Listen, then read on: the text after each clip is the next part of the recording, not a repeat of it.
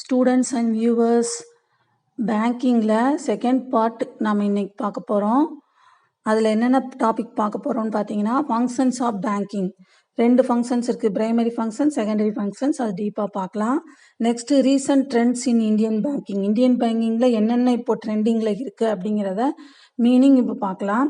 அதில் வந்து mutual fund, factoring, customer service, venture capital, bank net, ATM, net banking, deposit insurance scheme, gold deposit scheme, e-banking, electronic fund transfer system, electronic clearance system, debit card. இதெல்லாம் என்னன்னு நம்ம பார்க்கலாம். Next reserve bank and it's functions. Reserve வங்கி, அதாவது reserve வங்கி அல்லது மைய வங்கியின் வரலாறு மற்றும் தோற்றம், அதோடைய பணிகள், என்னென்ன பணிகள் இருக்கு அப்படிங்கிறது பார்க்கலாம். அதில் பணி அதிகார அமைப்பு, காகித பண வெளியீடு, வங்கி உரிமங்கள் வழங்குபவர், அரசுக்கான வங்கி, வங்கிகளின் வங்கி, கடைசி நிலை கடன் ஈவோன், தீர்வாக செயல்படுகிறது, அந்நிய செலாவணி பாதுகாவலன், பொருளாதாரத்தை மேம்படுத்துகிறது, அரசு கடன் பத்திரங்களை நிர்வகிக்கிறது. இதெல்லாம் பார்க்கலாம். அடுத்து மேம்பாட்டு பணி, கடன் அளவு கட்டுப்பாடுகள். அதாவது ரெண்டு இருக்கு, குவாலிட்டேட்டிவ் அண்ட் குவான்டிடேட்டிவ். குவாலிட்டேட்டிவ்ல வந்து 3 வகையாக பிரிச்சிருக்கிறாங்க. குவான்டிடேட்டிவ் வந்து 6 வரையாக பிரிச்சிருக்கிறாங்க. இது எல்லாமே நம்ம நீட்டாக பார்க்க போகிறோம்.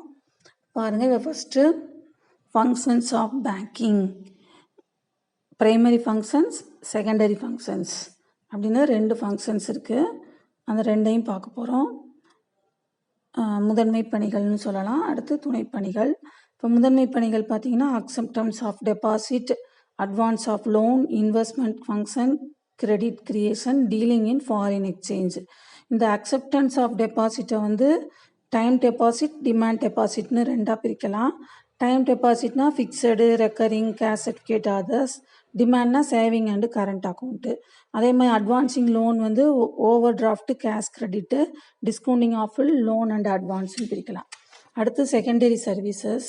அதில் பார்த்தீங்கன்னா ஏஜென்சி சர்வீசஸ், ஜெனரல் யூட்டிலிட்டி சர்வீசஸ்னு 2 வகையாக இருக்குது. அது என்னன்னு பார்க்கலாம் ஒன்றுன்னா. ஃபஸ்ட்டு ப்ரைமரி ஃபங்க்ஷனில் டைம் டெபாசிட். டைம் டெபாசிட்டோடைய இன்னொரு பேர் வந்து என்னென்னா டேர்ம் டெபாசிட். இதை வந்து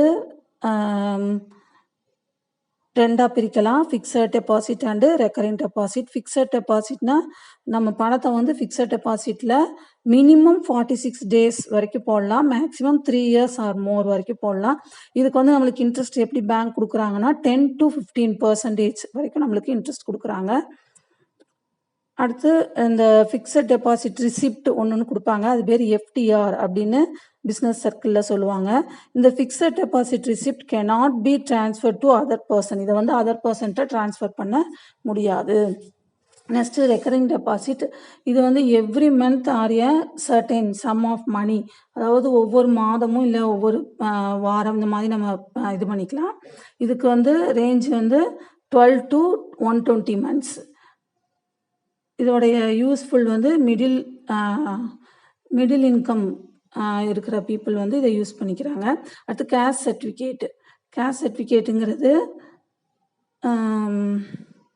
ஃப்யூச்சர் ஃபினான்சியல் ரெக்யர்மெண்ட்காக பப்ளிக் வந்து லாங்கர் பீரியட், அதாவது மேரேஜுக்கு, எஜுகேஷன் ஃபார் சில்ட்ரனுக்கு வந்து இந்த மாதிரி டெபாசிட்டில் வந்து பண்ணி கேஷ் சர்டிஃபிகேட் வாங்கி வச்சுக்கலாம்.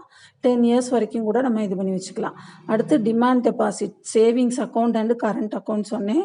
சேவிங்ஸ் அக்கௌண்ட் வந்து நம்ம பேங்கில் சேவிங் பண்ணுறதுக்கு வந்து இன்ட்ரெஸ்ட் வந்து 4.5% ஆர் 5% கொடுக்குறாங்க. Current account, a businessman for his business. Business மேன்னாலே கரண்ட் அக்கௌண்ட் தான் வச்சுருப்பாங்க. இந்த current deposit or also called demand deposit or demand liabilities அப்படின்னு சொல்லலாம். இந்த டிமாண்ட் டெபாசிட் வந்து allow any interest on the deposit, overdraft facility. இப்போ இவங்களுக்கு வந்து கரண்ட் அக்கௌண்ட்டுக்கு டெபாசிட் ஹோல்டருக்கு என்னென்ன கிடைக்கும்னா overdraft facility, cash credit available for current account holders. அடுத்து லெண்டிங் ஃபண்ட்ஸ். லெண்டிங் ஃபண்ட்ஸ்னா lending primary function of commercial bank. அடுத்து overdraft, loan and advance already சொல்லியாச்சு. அடுத்து பார்த்தீங்கன்னா ஓவர் டிராஃப்ட்னா temporary credit arrangement for banker allows to draw over and above the current account. அடுத்து cash credit. இந்த discounting and purchasing of bill purchase பண்ணுறது, housing finance, education loan வந்து இப்போ எஜுகேஷன் லோன் கொடுக்குறாங்க ஸ்டூடெண்ட்ஸ்க்கு. எப்போனா ஆகஸ்ட் 1999 இன்ட்ரடியூஸ் பண்ணியிருக்கிறாங்க. இது வந்து 15,000 for free seat, 50,000 for payment seat, 12% per annum வந்து இது வட்டிக்கு இது பண்ணுறாங்க. அடுத்து லோன் ஏஜென்ட் செக்யூரிட்டிஸ் இருக்குது. அடுத்து லோன் செகண்டரி ஃபங்க்ஷன் பார்த்தீங்கன்னா ஏஜென்சி சர்வீஸ்.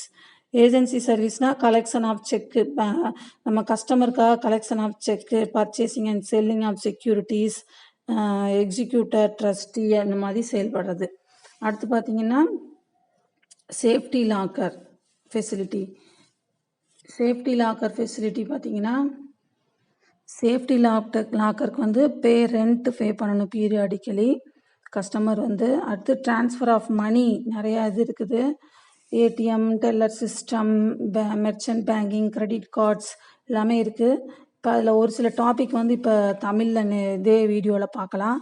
மீதம் இருக்கிறதெல்லாம் அடுத்து தனித்தனியாக மெர்ச்சன்ட் பேங்கிங், ஃபேக்டரிங் இதெல்லாமே தனித்தனி டாப்பிக்காக, லீசிங் எல்லாமே தனித்தனி டாப்பிக்காக நம்ம டீப்பாக பார்க்கலாம். இப்போ இதில் என்னன்னு பார்த்துக்கோங்க. இதை பற்றி இனி அடுத்து தமிழில் இப்போது கண்டினியூஸாக பார்த்துடலாம்.